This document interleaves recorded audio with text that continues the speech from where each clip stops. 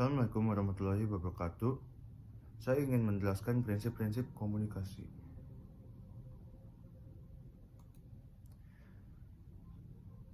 Komunikasi merupakan suatu proses simbolik. Lambang atau simbol adalah suatu yang digunakan manusia untuk menunjukkan sesuatu lainnya berdasarkan kesepakatan yang telah dibuat oleh sekelompok manusia. Simbol dapat berupa pesan verbal atau kata-kata, pesan nonverbal atau perilaku, dan objek-objek lainnya yang disepakati bersama maknanya. Contoh, lampu lalu lintas berwarna merah dimaknai untuk kendaraan berhenti. Warna kuning dimaknai bahwa kendaraan berjalan perlahan, baik untuk berhenti maupun mulai berjalan kembali. Dan warna hijau dimaknai kendaraan mulai berjalan normal. Setiap perilaku berpotensi komunikasi. Manusia akan selalu melakukan komunikasi, tetapi tidak semua perilaku manusia merupakan bentuk komunikasi. Suatu yang dapat dikatakan komunikasi apabila individu memberikan makna berbeda perilaku atau perilaku lainnya. Perilaku manusia yang ditampilkan mempunyai potensi untuk diartikan sebagai komunikasi. Contoh, apabila seseorang menjaga jarak saat berbicara dengan orang lain, artinya ia merasa kurang nyaman atau menunjukkan bahwa ia lawan bicara yang tidak mempunyai hubungan yang dekat. Seseorang mengangguk saat dimintai pendapat menandakan ia setuju, atau ia menggelengkan kepala artinya dia tidak setuju. Komunikasi berdimensi dan hubungan. Dimensi hubungan menunjukkan bagaimana pesan disampaikan serta mengisyaratkan hubungan pihak-pihak yang terlibat dalam komunikasi serta bagaimana pesan dalam komunikasi tersebut diartikan. Pesan dapat diartikan secara berbeda apabila penyampaian pesan juga berbeda. Contoh, seorang ibu berkata, "Ayo kerjakan PR-nya." Dengan wajah tersenyum menandakan sang ibu mengajak bermotivasi anak untuk mengerjakan PR. Berbeda halnya jika ibu tersebut mengatakan hal yang sama dengan raut muka yang marah dengan kedua tangan berkecak di pinggang. Komunikasi berlangsung dalam beragam tingkat kesengajaan. Komunikasi tidak selalu disengaja, walaupun kita terkadang tidak bermaksud menyampaikan pesan secara sengaja. Tetapi orang lain, sikap dan perilaku kita bisa berpotensi untuk diartikan orang lain sebagai bentuk komunikasi. Kita tidak dapat mengendalikan orang lain untuk mengimpresitasikan atau tidak sikap perilaku kita. Contoh, memberikan senyum dengan saat berpas-pasan dalam orang lain yang kita kenal. Itu merupakan bentuk sapaan tanpa bahasa verbal. Komunikasi terjadi dalam konteks ruang dan waktu. Penafsiran pesan yang dapat berubah sesuai dengan konteks ruang atau fisik, waktu, sosial, dan psikologis. Berbicara mengenai topik berbau komedi, tertawa terbahak-bahak adalah tindakan yang tidak dapat dilakukan ketika berada di pemakaman.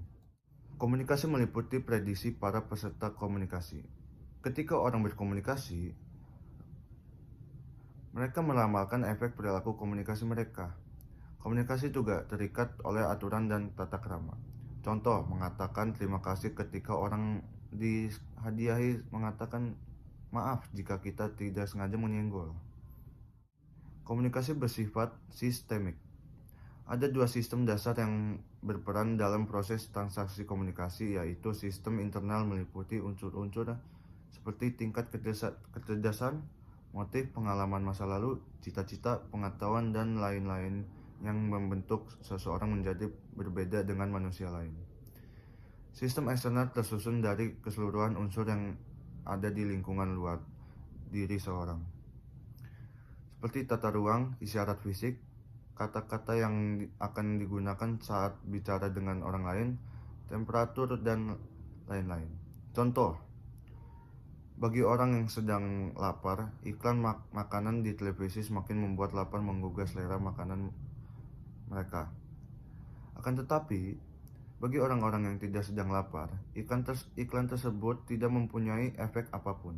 Oleh karena itu, komunikasi ialah perpaduan dari sistem internal dan sistem eksternal. Semakin besar kesamaan latar belakang sosial budaya, komunikasi sistem efektif. Komunikasi dikatakan dikatakan lebih efektif apabila hasil dari komunikasi sesuai dengan yang diharapkan oleh pihak-pihak di dalam komunikasi. Contoh, sekumpulan ibu rumah tangga membeli peralatan masak setelah menyaksikan demonstrasi oleh penjual alat tersebut. Komunikasi bersifat non-sekuensial.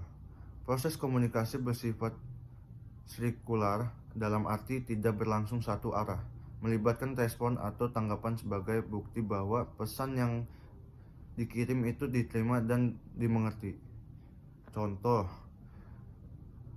ketika guru menerangkan perjalanan kepada siswa, maka akan terjadi komunikasi satu arah. Namun jika siswa menunjukkan mimik wajah yang menandakan dia mengerti atau tidak, dan guru menangkap bahwa mimik wajah tersebut, akan terjadi komunikasi dua arah.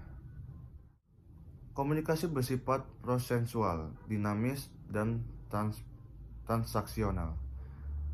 Konsekuensi dari prinsip bahwa komunikasi adalah sebuah proses komunikasi, itu dinamis dan transaksional. Ada proses saling memberi makna dan menerima informasi di antara pihak-pihak yang melakukan komunikasi. Contoh, ketika para bercerita kepada temannya si A, kemudian si A bercerita kepada si B, si B bercerita kepada si C, begitu seterusnya. Komunikasi bersifat inverbal. Saat kita menyampaikan pesan kepada orang lain, maka kita tidak dapat mengontrol penyebaran informasi dan efek pesan tersebut kepada banyak halayak. Contoh, apabila kita mengatakan sesuatu yang kurang berkenan bagi lawan bicara kita akan mungkin dimaafkan atas apa yang telah diucapkan, tetapi itu tidak berarti lawan bicara kita yang akan bersikap normal kembali. Komunikasi hanya salah satu cara dalam menyelesaikan masalah. Terdapat banyak masalah atau konflik sebagai akibat dari kesalahan komunikasi.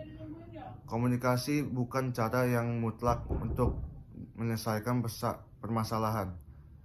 Ada hal-hal lain yang turut andil dalam terselesaikannya suatu masalah.